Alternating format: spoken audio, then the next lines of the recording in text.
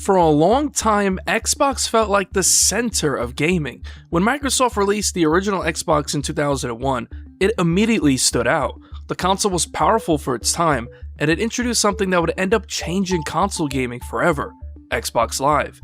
Halo would also become one of the most important shooting franchises ever made. The brand got even bigger when the Xbox 360 launched in 2005. This was the peak of Xbox. The console was everywhere, and Xbox Live became the mecca of online gaming for millions of people around the world. At one point, Microsoft dethroned Sony and took the #1 spot of the console market. But one thing led to another, and Xbox lost what made it special. The brand that once felt focused on great games slowly lost its direction. Microsoft started pushing entertainment features and TV integration instead of focusing on games. Exclusive titles became non-existent. By the mid-2010s, Xbox was no longer the clear leader it once looked like. Today, Microsoft is still spending massive amounts of money on gaming. They buy studios and they continue promising a big future for the brand. This story is about how Xbox went from dominating the console wars to struggling to stay alive today. To understand where it went wrong, you have to go back to the beginning. Before Xbox even existed, Microsoft had already become one of the most powerful companies in the world. The company was founded in 1975 by Bill Gates and Paul Allen, two friends who shared a deep interest in computers and programming. At the time, personal computers were still new, and most people didn't even have one in their homes yet. Gates and Allen believed that computers would eventually become a normal part of everyday life, and they wanted to build the software that would run them. Their first major opportunity came when they started writing software for early machines like the Altair 8800. But the real turning point came in the early 1980s, when IBM was preparing to release its first machine. IBM needed an operating system to run the machine, and Microsoft stepped in to provide it. That software became known as MS-DOS. But what made the deal so important was how Microsoft structured it. Instead of simply selling the software to IBM one time, Microsoft kept the rights to the operating system. That meant that computer companies could also license the same software from Microsoft. As more and more PC manufacturers began producing computers, most of them ended up using Microsoft's operating system. Throughout the 80s and 90s, Microsoft became the Goliath of the PC industry. The company released Windows, which made computers much easier to use by introducing an interface instead of forcing users to type commands. Then in 1995, Windows 95 launched and quickly became a massive success, being used in millions of computers around the world. Microsoft also created other major products, including Microsoft Office, which quickly became the standard software used in offices and businesses everywhere. By the late 1990s, Microsoft had become enormous. The company took over the PC market, and Bill Gates became one of the richest people on the planet. Microsoft had more money and influence in the tech industry than almost any other company. But as the internet began to expand and technology started changing quickly, Microsoft started looking for new industries to move into. One of those industries was video games. By the time Microsoft began paying attention to gaming, the video game industry had already gone through a massive uprise. In the early 1980s, video games were exploding in popularity. Arcades were a staple in 80s culture. People lined up to play games like Pac-Man, Donkey Kong, and Space Invaders. At home, consoles were also starting to take off. One of the biggest systems at the time was the Atari 2600. But the gaming industry ran into a major roadblock. In 1983, the video game market in North America crashed. Too many bad games were being released, and companies were rushing out low-quality titles. The stores were flooded with products that seemingly nobody wanted to buy. It looked like the video game industry might collapse and fail entirely. The video game industry desperately needed momentum to get out of this rut. Then, a Japanese company stepped in and saved it. In 1985, Nintendo released the Nintendo Entertainment System in North America. The system focused on fun games and characters people around the world quickly connected with. Games like Super Mario Bros. Helped bring players back and new ones in restoring confidence in the gaming industry. The NES became a massive hit and made video games a profitable powerhouse in the entertainment field. By the late 80s and early 90s, gaming was starting to grow more quickly than ever before. Nintendo followed up with the Super Nintendo Entertainment System in 1991, which was an even bigger hit than the NES. During this time, another Japanese company called Sega entered the fray with their console, the Sega Genesis. This would begin the first ever console wars. Nintendo and Sega competed aggressively for players. Sega marketed itself as the more edgy and cooler company, while Nintendo focused on strong game quality and well-known characters. By the mid-1990s, gaming was becoming a normal part of everyday life. Sony saw the explosion of gaming and decided to enter the market themselves. In 1994, they released the PlayStation. Unlike older consoles like the Sega Genesis and the SNES that used cartridges, the PlayStation used discs. This allowed developers to create much bigger games with improved graphics and longer, more detailed stories. The PlayStation quickly exploded in popularity. Games like Final Fantasy, Metal Gear Solid, Resident Evil, and Gran Turismo helped push gaming toward a more mature audience. Video games were no longer seen as something only for kids. Teenagers and adults were now a huge part of the market. And by the late 90s, millions of homes had systems connected to their TVs. Gaming magazines were extremely popular, and game stores were also packed with people on new release days.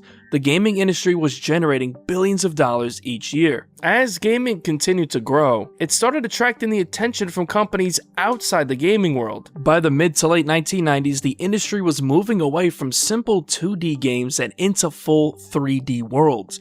For years, most games were built with the flat 2D graphics. Characters moved left and right across the screen, and gameplay was limited to those directions. But as technology improved, developers began experimenting with 3D graphics that allow players to move freely throughout entire environments. One of the biggest moments in gaming history came in 1996 when Nintendo released the Nintendo 64. The console was built around 3D gaming. Instead of flat levels, players could explore full spaces with a camera that moved around the character. The game that truly showcased this the best was Super Mario 64. It completely changed how platform games worked. Other major titles like The Legend of Zelda: Ocarina of Time and GoldenEye 007 helped make the Nintendo 64 one of the most important gaming systems of all time. These games proved that 3D gaming could work and showed that console gaming could compete with PC games in new ways. During this time, Sony was becoming a real competitor to Nintendo. The PlayStation 1 ended up selling over 100 million consoles worldwide. Meanwhile, Sega tried to keep up with its own systems, first with the Sega Saturn and later with the Dreamcast. But by that point, Sony had the market in a chokehold. All the while, Microsoft was paying very close attention. At the time, Microsoft already ruled the PC gaming space through Microsoft Windows. Most computer games ran on Windows, which gave Microsoft huge influence on PC gaming. But there was concern inside the company. Sony's next console, the PlayStation 2, was being designed as a full entertainment system, not just a gaming console. It could play games and movies. Some people inside Microsoft began to worry that if Sony became the center of home entertainment, it could eventually challenge Windows and take control of people's living rooms across the world. Because of that, a group of Microsoft engineers started pushing the idea of entering the battle and creating their own gaming console. The project first started being discussed around 1998 and was originally called the Direct Xbox, named after Microsoft's DirectX software that was already used for PC gaming. Their idea was to build a console that worked more like a PC, and that would make it easier for developers to create games. At first, some executives at Microsoft were not convinced. The console business was risky and extremely expensive. Companies like Sega had already struggled to survive in it, but eventually, Bill Gates greenlit the project. In 2000, Microsoft officially announced the Xbox, and they were about to compete with two of the biggest names in gaming, Sony and Nintendo. After the massive success of the original PlayStation, Sony was preparing to release the PlayStation 2. When it launched in Japan in 2000 and later around the world, demand was beyond what anyone at Sony could have expected. Stores sold out almost immediately. Long lines formed outside electronic stores on launch day. In some places, people even camped outside overnight just for a chance to buy one. Unemployment activities. Part of the excitement came from how powerful the system looked at the time. Sony marketed it as the future of home entertainment. The biggest advantage was that the PlayStation 2 could play DVDs. At the time, DVD players were still expensive, so buying a PlayStation 2 gave people both a game console and a DVD player all in one. It was actually cheaper to buy a PS2 than it was to buy a standalone DVD player. The PlayStation 2 also had massive support from game developers. Titles like Grand Theft Auto 3, Metal Gear Solid 2 Sons Sons of Liberty, Gran Turismo 3, A-Spec, Final Fantasy X, and Kingdom Hearts helped turn the PS2 into the center of gaming in the early 2000s, and the numbers were insane. Over time, the PlayStation 2 would go on to sell more than 155 million units, making it the best-selling console in gaming history. Sony was on some new shit. At the same time, Nintendo was preparing its next console to follow up the success of the Nintendo 64. In 2001, Nintendo revealed the GameCube. The system looked very different from other consoles at the time.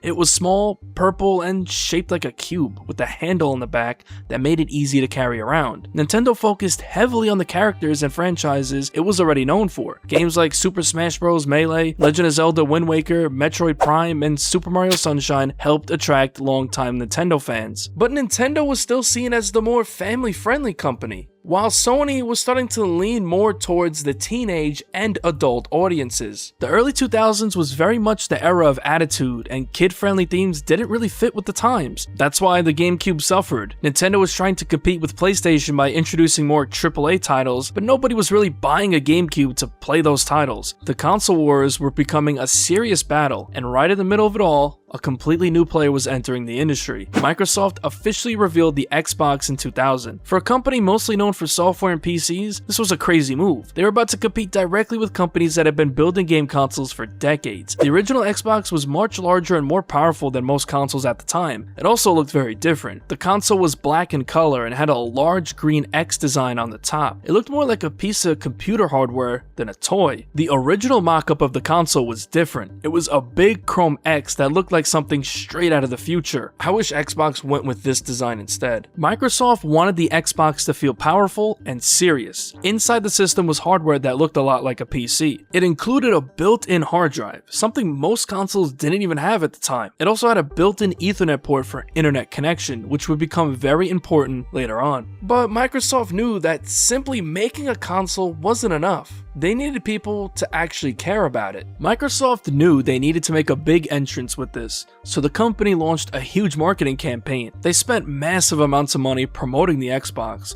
Commercials ran on TV, and gaming magazines were filled with Xbox ads. One of the most memorable moments came in 2001, when Bill Gates appeared on stage alongside Dwayne "The Rock" Johnson to publicly reveal the console. This showed just how serious Microsoft was about entering the gaming industry. Microsoft also worked hard to get game developers on board. The company knew the Xbox needed strong titles at launch if it wanted to compete with the likes of Sony and Nintendo. When the Xbox finally launched on November 15th, 2001, Microsoft was stepping into one of the toughest markets in gaming. They were competing against Sony, which was already taking over the industry with the PS2, and Nintendo, which had just released the GameCube. Both companies had decades of experience making consoles and huge libraries of iconic games. Microsoft had none of that. They were the new company in town, and if the Xbox was going to survive, it needed something big to convince people to buy it. That game was Halo Combat Evolved. The game was developed by Bungie, a studio Microsoft had purchased in 2000. Originally, Halo wasn't even supposed to be an Xbox game, and had started development years earlier as a project for PC and Mac. But after Microsoft bought Bungie, the game was turned into the main launch title for the Xbox, and Halo ended up being the perfect game for the system. At the time, first-person shooters were mainly played on PC. Games like Quake and Counter-Strike had big communities on computers, and many people believed that shooters simply didn't work well on consoles. But Halo proved that to be wrong. The game introduced smooth controls using 2 analog sticks, which made aiming and movement feel natural on a controller. It also featured large open levels, vehicles that players can drive, and enemy AI that felt smarter than most games at the time. The story also stood out. Master Chief is a futuristic soldier fighting against alien forces known as the Covenant. One of the biggest reasons Halo became such a hit was because of the multiplayer. Players could connect multiple Xbox consoles together using something called a system link and play matches with friends across different TVs. This made Halo a huge hit in college dorms and at parties. Halo quickly became the face of the Xbox brand. Reviews were extremely positive, and many outlets called it one of the best shooters ever made. It sold millions of copies and helped convince people that the Xbox was actually worth worth buying. By 2003, Halo Combat Evolved had sold more than 5 million copies. As for the Xbox itself, the launch was strong, especially for a company entering the industry for the first time. In the United States especially, the console found a solid audience. The system sold well during its early months and slowly started building a loyal fan base. Over time, the original Xbox would go on to sell around 24 million units worldwide. Now that was still far behind the PlayStation 2, but compared to the GameCube, which sold around 21 million units, the Xbox managed to hold its own. For a company making its first console, Microsoft had done something extremely impressive. They had entered the industry and managed to survive. But the turning point for Xbox was on the horizon, and that moment happened in the next generation of consoles. One of the most important things Microsoft introduced during this time was Xbox Live, which launched in 2002. This would become one of the most important features Xbox ever created. Online console gaming had existed before, but it wasn't as polished as Xbox's approach. Xbox Live changed that by creating a single unified online service where players could easily connect with friends. This allowed players to send messages to each other and play multiplayer games over the internet. Xbox Live was more than an online gaming service. It felt like a social hub for players to connect with people around the world. When Halo 2 launched in 2004, it quickly turned into one of the biggest gaming events of the decade. Stores opened at midnight so fans could buy the game the moment it dropped. As soon as people got their copies, millions of players jumped online to play multiplayer matches through Xbox Live. By this point, Microsoft had learned a lot from the first Xbox. They knew the console was powerful, but it was also expensive to produce. Microsoft was actually losing money on every Xbox they sold. They also understood that they needed a bigger library of games and stronger relationships with game developers if they wanted to elevate. By the mid-2000s, all three major companies in gaming were preparing their next generation systems. Technology was improving rapidly, and the industry was moving toward HD graphics with more powerful hardware. Microsoft made a bold decision. They wanted to move first. Instead of waiting for Sony to release the next PlayStation, Microsoft rushed development on their next console. Their strategy was to launch early to build a large player base, essentially getting a head start before Sony even entered the generation. Their new console would be called the Xbox 360. Microsoft officially revealed the console in 2005. The design was completely different from the original Xbox. The Xbox 360 was slightly smaller than the original Xbox, with a more curved shape. Instead of the black finish, they decided to make it fully white, with an elite version launching later, bringing back the traditional black color scheme. It had a much more modern look and was designed to fit more naturally in people's living rooms. The Xbox 360 focused heavily on HD graphics, online gaming through Xbox Live, and a new digital marketplace called the Xbox Game Store, where players could download games and additional content directly to the console. Microsoft heavily marketed the console as the beginning of a new era for gaming. Microsoft also made sure the system launched with strong support from game devs. Major publishers like EA and Activision were already preparing games for the new console. Now during this time, Sony was working on the PlayStation 3. It promised even more powerful hardware, but it was ways away from launch, giving Microsoft a huge opportunity to essentially steal their players early. If the Xbox 360 could launch first and win over players early, it might finally give Xbox a real chance to compete with PlayStation. Just like that,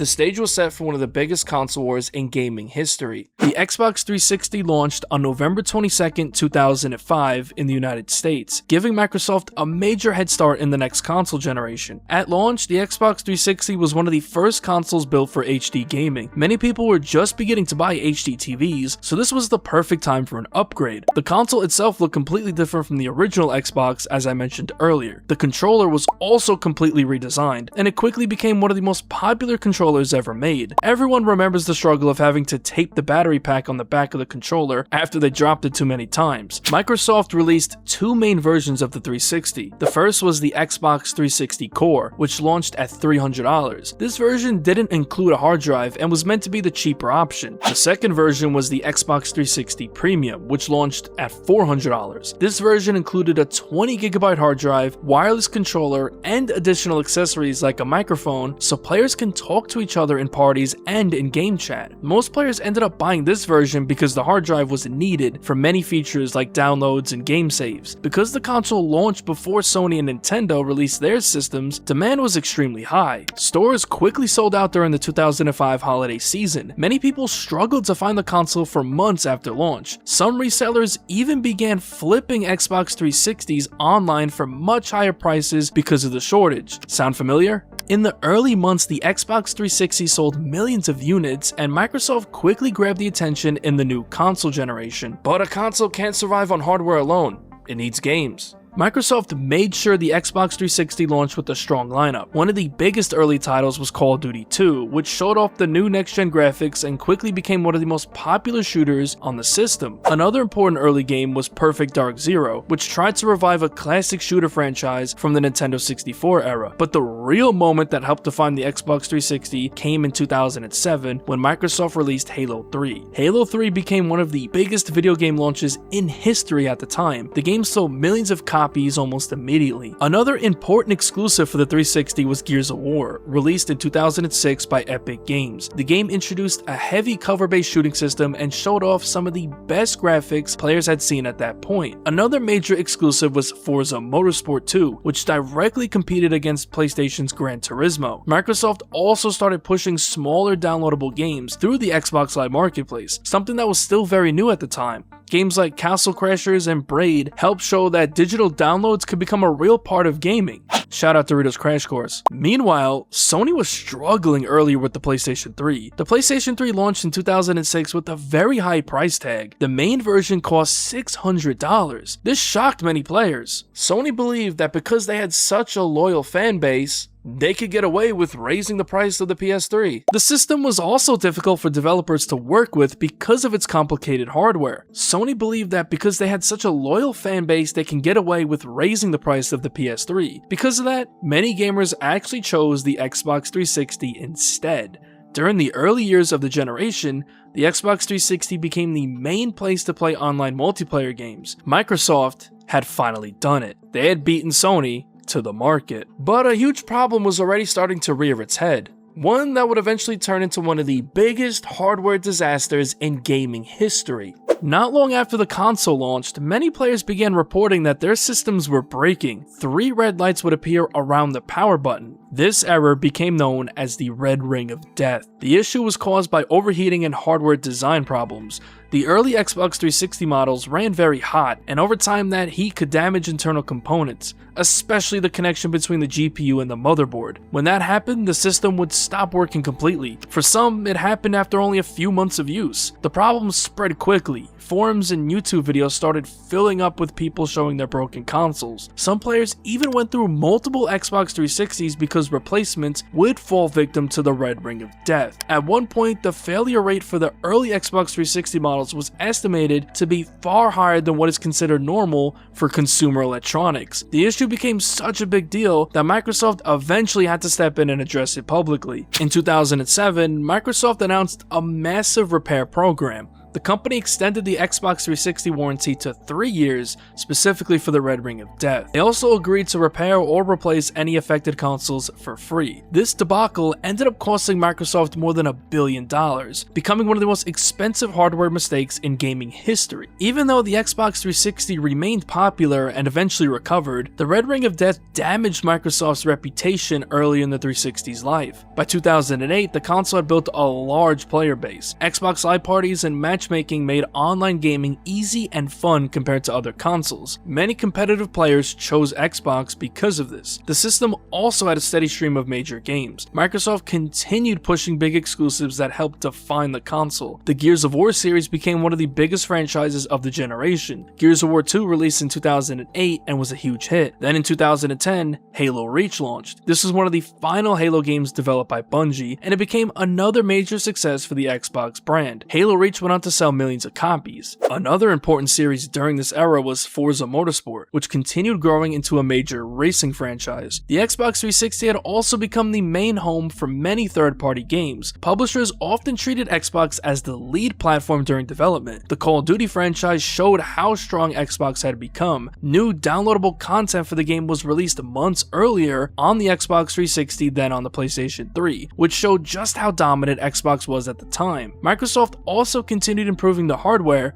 and introducing new tech. One of the biggest updates came in 2010 with the release of the Xbox 360 Slim. This new version of the console had a much smaller design. They went with a glossy black finish. The system also ran much quieter than the original system. The replacement of the power button with the sensor was an iconic change. It also fixed some of the earlier hardware issues that were present in the first models. The Slim version included built-in Wi-Fi and a larger hard drive. It definitely helped refresh the console. Later in 2013, Microsoft released the Xbox 360 E model. During this time, Microsoft also released something very different from traditional gaming. In 2010, the company released Kinect, Xbox's answer to the Nintendo Wii. Kinect was a motion sensing device that allowed players to control games using body movement instead of a controller. The device used cameras and sensors to track a player's movements in front of the TV. Microsoft marketed Kinect heavily toward casual players and families. At first, Kinect was a huge success. Millions of units sold, and the device even set records as one of the fastest selling consumer electronic products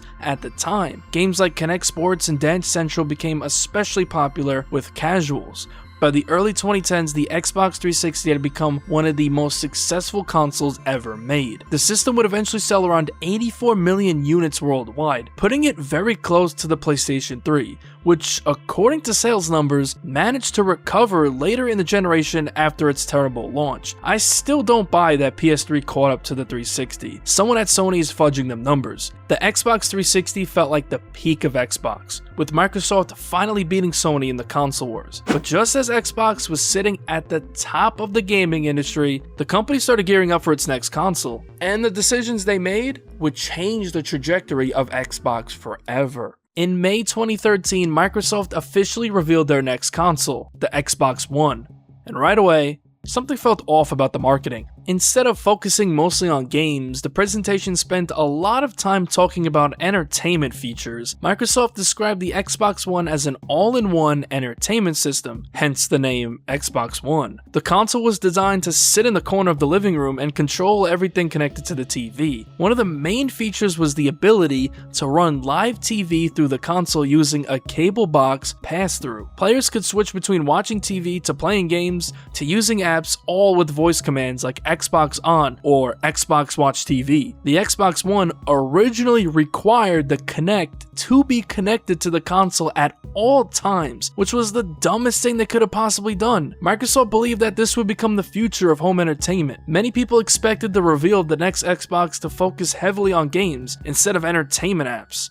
But this was only the beginning of the disaster. Microsoft introduced several policies that quickly caused a major backlash. One of the biggest issues involved game ownership. Microsoft originally planned for Xbox One consoles to regularly connect to the internet to verify game licenses, meaning the console would need to perform an online check roughly every 24 hours. There were also strict systems in place around used games. Under the original system, physical games would be tied to a player's account. Selling or sharing those games would be heavily restricted, and in some cases, trades could require approval from the game's publisher.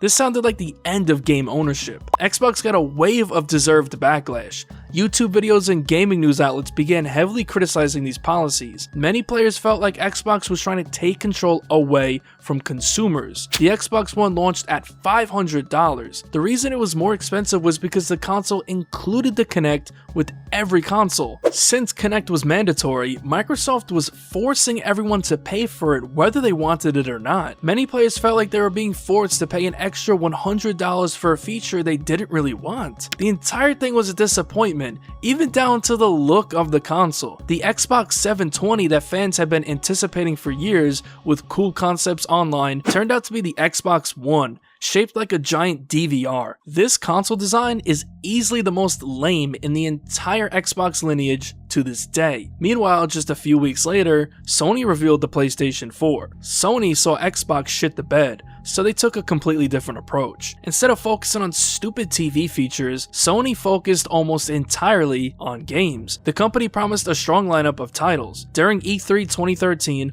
Sony directly addressed the concerns players had about the Xbox One policies. They confirmed that the PlayStation 4 would not require online check-ins, and players would still be able to freely buy, sell, and trade physical games just like before. Then Sony revealed the price. The PlayStation 4 would cost $400, a full $100 cheaper than the Xbox One. Sony seemingly took Microsoft's cheaper alternative formula that they used with the 360 and applied it to the PS4, also learning from their mistake of overpricing the PS3. The crowd at E3 immediately reacted with loud cheers.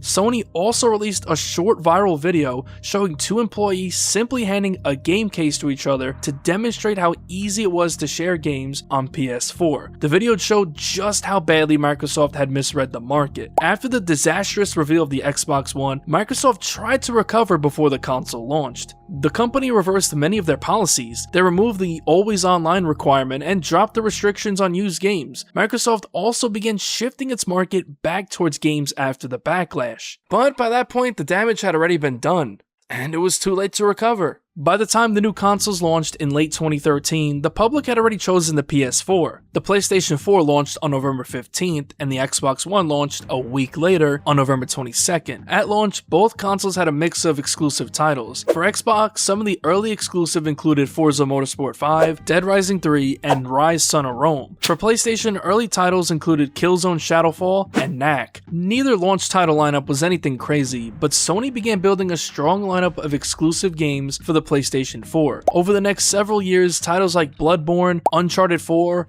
Horizon Zero Dawn, and God of War 2018 became staples of the console. These games were widely praised and became some of the biggest releases of the generation. Xbox had exclusives too, including Halo 5 Guardians, Forza Horizon 3, and Gears 5, but the Xbox lineup often felt smaller compared to PlayStation. Some major Xbox exclusives were also released on PC through Windows, which made the console feel less necessary for some players. Performance comparisons between the consoles also became another problem for Xbox. The PlayStation 4 had slightly stronger graphics hardware, and many third-party games ran at higher resolution on PS4 compared to the Xbox One. This created a perception that the PS4 was the more powerful console. Commercially is where the console wars would be decided. Within the first year, the PlayStation 4 was already outselling the Xbox One by a wide margin. By the end of the console cycle, the PlayStation 4 had sold over 117 million units worldwide. The Xbox One sold roughly around 50 million units, less than half of Sony's total. This was a huge drop, especially compared to the previous generation, when the Xbox 360 had competed closely with the PlayStation 3. Public perception around Xbox also began to change. During the Xbox 360 era, Xbox had been seen as the main place for online gaming, but during the Xbox One generation, PlayStation took over. The PS4 became the place where most players were playing the biggest games, and Sony's exclusives became some of the most talked about releases in gaming. Xbox no longer felt like the leader it once was. For many people, the Xbox One generation was the moment Microsoft truly lost the console war. By the end of the generation, it was clear that the company had lost a lot of ground. The console had sold far less than the PlayStation 4, and the brand that once owned the market during the Xbox 360 era now felt like it was playing catch-up. Sony had built a reputation around big single-player exclusives, while Xbox was struggling to produce the same level of must-play games. But Microsoft wasn't giving up that easy. During the late 2010s, the company began making major moves behind the scenes. If Xbox was going to survive the next generation, they knew they needed to completely rethink their strategy for the next console. One of the biggest steps to regain the throne was buying game studios. Microsoft began acquiring developers in order to build a stronger lineup of exclusive games. In 2018, the company purchased several studios, including Ninja Theory, Obsidian Entertainment, Playground Games, and Undead Labs. The goal was to create a much larger team of developers that could create exclusive games for Xbox. Then in 2020, they purchased ZeniMax Media, the parent company of Bethesda Softworks, for about $7.5 billion. The deal gave Microsoft control of several major franchises, including The Elder Scrolls, Fallout, and Doom. Microsoft was clearly preparing for the next console generation, and they were spending large amounts of money to make sure that Xbox would have games. At the same time, the company would introduce a new service called Xbox Game Pass. Game Pass worked like a subscription. Instead of buying games one by one, players could pay a monthly fee and gain access to a library of games. Microsoft also promised that all first-party games would launch on Game Pass the same day they were released. The company believed this could change the way people played games. Then in 2020, it was time for the next generation of consoles to finally be released. Microsoft released two new systems, the Xbox Series X and the Xbox Series S. The Series X was the main console and launched at $500. It was designed to be extremely powerful and capable of running games in 4K resolution with high frame rate. The Series S was a cheaper digital-only version that launched at $300. It was less powerful, but it gave players a more affordable option. Sony released a PlayStation 5, which also launched in November 2020. Many people saw it as Xbox's final chance to rebuild the brand. Microsoft now had a growing network of studios and a new strategy with Game Pass, but there was still one major problem. When the new consoles launched, Xbox still didn't have many big exclusive games ready. Meanwhile, Sony once again came out strong with major titles like Demon's Souls and Spider-Man Miles Morales, which helped drive excitement for the PlayStation 5. At first, many people believed Microsoft finally had a real chance to turn things around. After losing badly during the Xbox One era, Microsoft entered the new generation with what looked like a much stronger plan. The new flagship console was the Xbox Series X. On paper, the Series X looked extremely impressive. Microsoft marketed it as the most powerful console ever made. The system had strong hardware and was designed to run games in 4K resolution and up to 120 frames per second. It also included a fast SSD that allowed games to load much quicker. Meanwhile, the PS5 launched at the same $500 price tag as the Series X, with a cheaper digital version costing $400. Even though the PS5 was slightly weaker on paper hardware-wise, Sony focused heavily on the speed of its custom SSD and the new DualSense controller, which introduced advanced haptic feedback and adaptive triggers. Both consoles sold out quickly during the first year because of extremely high demand and global chip shortages. Many players struggled to even find either console in stores. Xbox had the hardware, but where were the games?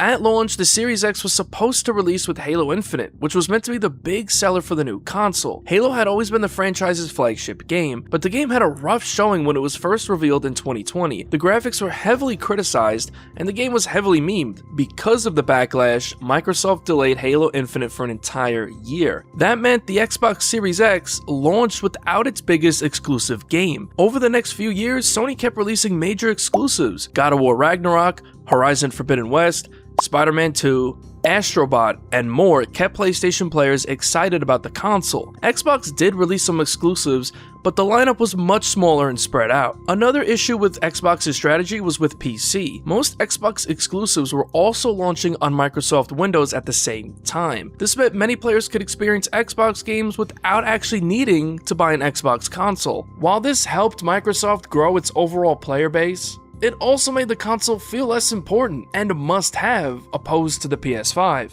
Meanwhile, the PS5 became the main place to play Sony's exclusives, and over time, public perception once again leaned toward PlayStation. Even though the Xbox Series X had very strong hardware, the PS5 became the system most bought. Commercially, Xbox took its worst L yet. The PS5 began outselling the Xbox Series X and Series S by a large margin worldwide. Sony continued building a massive player base while Xbox struggled to keep up in console sales. Xbox had powerful hardware and interesting services like Game Pass, but PlayStation had the games people were most excited about. And once again, Sony was winning the console war. Charts showed the absolute decimation the PS5 was having over the Series X in sales figures. As the generation continued, it became clear that the Xbox Series X was not turning things around for Microsoft the way many people had expected. The real issue was the direction Xbox was taking as a brand. One of the biggest parts of Microsoft's strategy was Xbox Game Pass. At first, Game Pass sounded like an amazing deal. Players could pay a monthly fee and get access to a large library of games.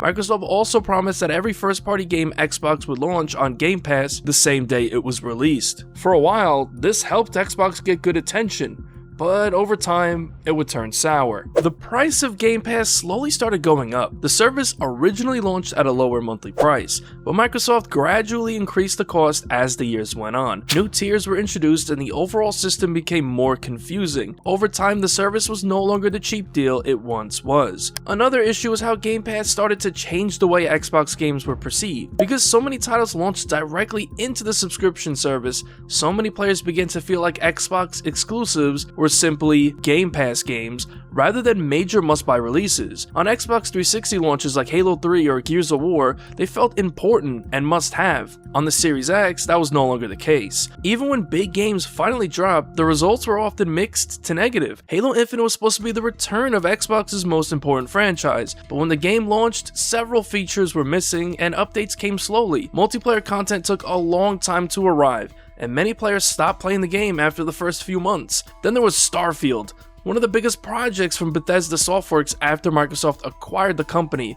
The game had a lot of hype before release, but once it finally launched, the reception was mixed. Some players enjoyed it, while others criticized its exploration systems and overall design. Instead of becoming the generation-defining game Xbox needed, Starfield ended up feeling like another irrelevant miss from Xbox. Xbox also struggled with keeping its identity. Back then, the brand had a clear image, but during the Series X generation, that identity started to feel less clear. Another thing that hurt the Xbox Series X was the way the console actually felt when people got their hands on it. Even though the hardware inside the system was powerful, many players felt like the console itself didn't feel or look new. One of the first things people talked about was the design of the console. The Xbox Series X had a very simple shape. It was basically a tall, black, rectangular box. Many people started quickly joking that the console looked like a refrigerator. The meme became so popular that Microsoft eventually leaned into it and even released a promotional mini fridge shaped like the Xbox Series X. While the design actually worked well for cooling the console, it also made the system feel less exciting. Many people said it looked like more of a piece of PC hardware than a brand new game console. The Series X controller looked almost identical to the Xbox One controller. Microsoft only made small changes. They added a share button and slightly improved the grip, but overall, it was basically the same controller players had already been using for years. Meanwhile, Sony introduced the DualSense controller for the PS5. It included new features like advanced haptic feedback and adaptive triggers, which could physically change how the buttons felt depending on the game. The PS5 controller felt like a major upgrade, while the Xbox controller felt like a small update. Another thing that made the Series X feel less like a new generation was the UI. When players turned on the Series X, the home screen looked almost exactly like the Xbox One dashboard. Microsoft kept the same layout for the menus and overall design. While this made it easy for existing Xbox players to move to the new console, it also made the system feel less new. It felt like using a faster version of the Xbox One rather than a completely new console. During the Xbox 360 era, the dashboard changed several times over the life of the console. Microsoft regularly updated the interface. The Xbox 360 had multiple major dashboard redesigns that made the system feel like it was evolving as the years went on. With the Series X, the same sense of change was gone. The console itself was powerful, but the controller and the interface all felt very similar to the previous generation. This really made the new Xbox feel less like a bold step forward and more like a small upgrade to the Xbox One. Then in March 2026, Xbox revealed early details about the new generation of Xbox. The new system, currently known as Project Helix, is being designed to play both Xbox and PC games, essentially blending a traditional console with a gaming PC. This means the new Xbox will likely be much more open